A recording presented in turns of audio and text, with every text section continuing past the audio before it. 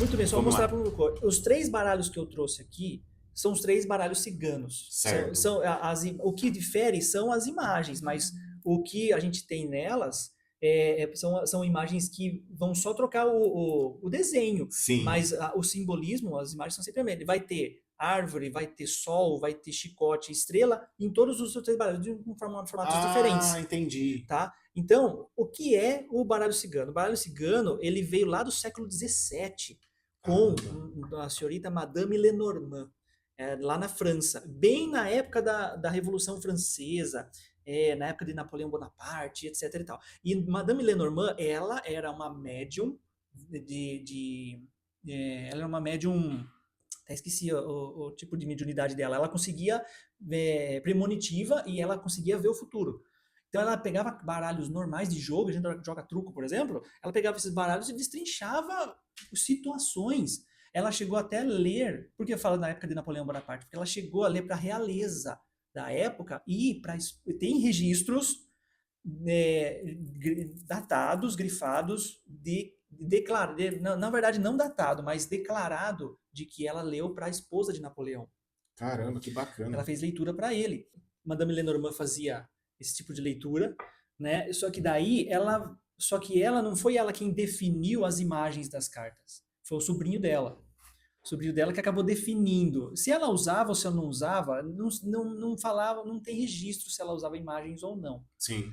Mas daí o sobrinho dela quem foi que diversificou. E por que fala baralho cigano se é Lenormand? Porque foi o povo cigano quem se apropriou. Quem aí espalhou. E como o povo cigano viajava o mundo inteiro, tem várias vertentes ciganas, foram eles que acabaram se apropriando desse baralho e aprimoraram ele no que ele é tecnicamente fixo hoje. Então a gente tem imagens que são arquétipos, que simbolizam coisas da vivência do ser humano, né, aqui no nosso planeta Terra, né?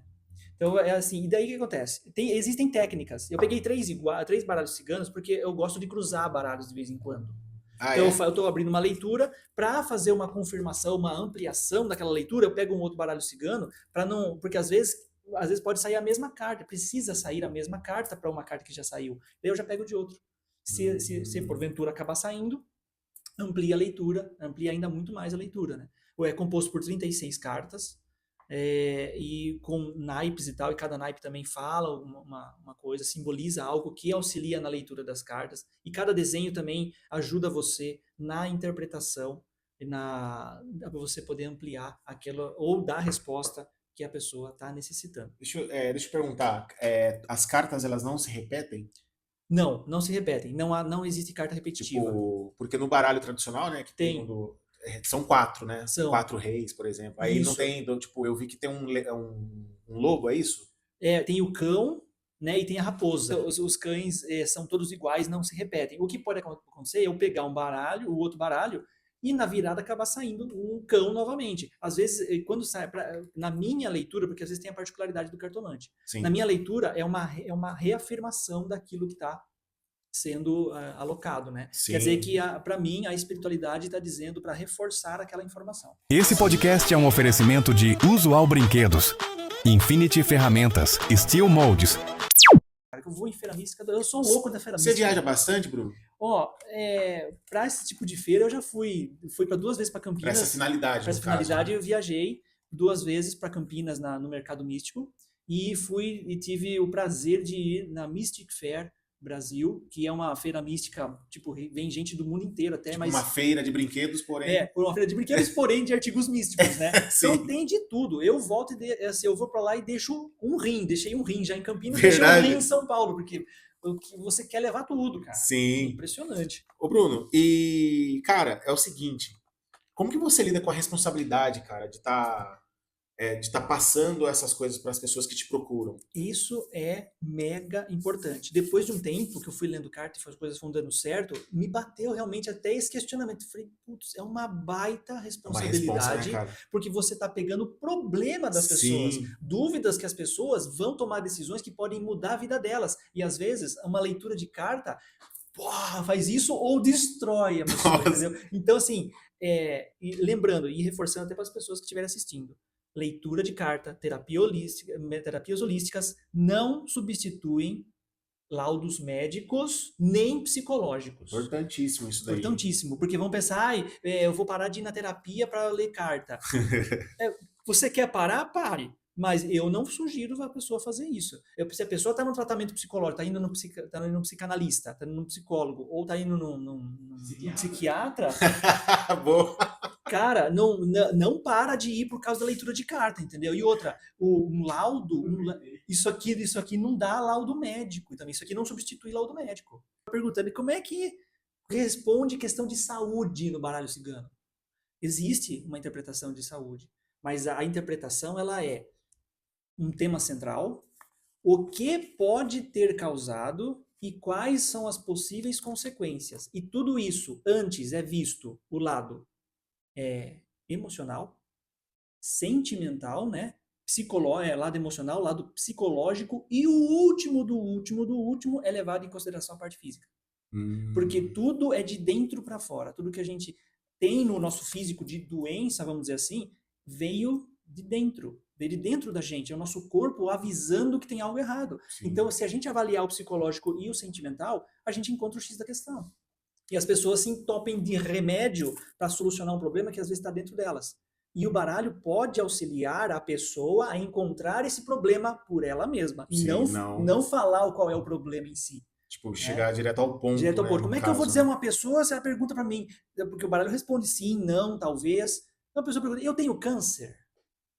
Poxa, essa é uma coisa que é antiético para um cartomante responder. Se um cartomante responde isso, duvide dele. Boa. Ô, Bruno, e na questão do amor, cara? Tem muita gente que vai lá, eu vou casar. Como que é? É o top de perguntas, Verdade, cara. cara. É o top, cara. As pessoas... Fala pra gente um caso legal aí. Assim... Não sei se pode, né? Né, pode. A gente só não menciona o nome das pessoas, tá tudo em ordem. E quem foi, né? Sim, conta aí como que é essa porque questão. é o seguinte, as questões, assim, o top é amor, o segundo, encostado, empurrando, é trabalho. Daí tem família, tem relações com amigos, daí tem tipo, questão de saúde e outras vertentes, né? Sim. Mas ainda o carro-chefe é love, cara. O pessoal está amando. O pessoal quer namorar, o pessoal tá amando muito. O pessoal tá amando e não quer ser traído.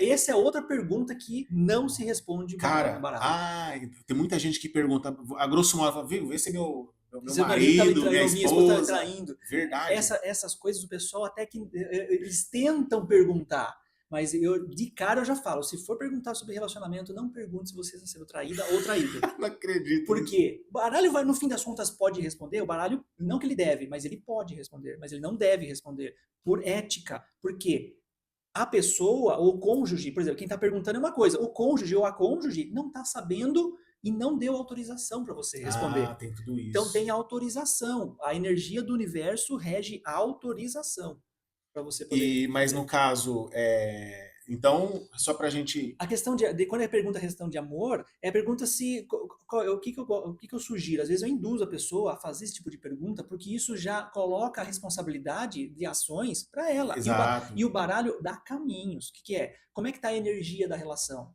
Se a relação está indo bem, se não, a pessoa tem que se avaliar qual é a parte dela na relação e nunca jogar a culpa no outro. Boa, sensacional. Caramba, um caixão ali, é isso mesmo? Então, cara, o pessoal quando sai esse tipo de carta, caixão, sai, assim, tem uns animais que são ruins no baralho cigano, como a serpente, né, o urso, e aí o pessoal fica meio ressabiado, o caixão é morte, até o Elvis Presley perguntou lá se caixão era morte, não é. É o Stevie Wonder, interpretar como morte. Então, a carta do caixão, do baralho cigano, é uma carta muito interessante, porque ela não fala de morte, ela fala de renovação, de algo que sim, precisa encerrar para vir algo melhor.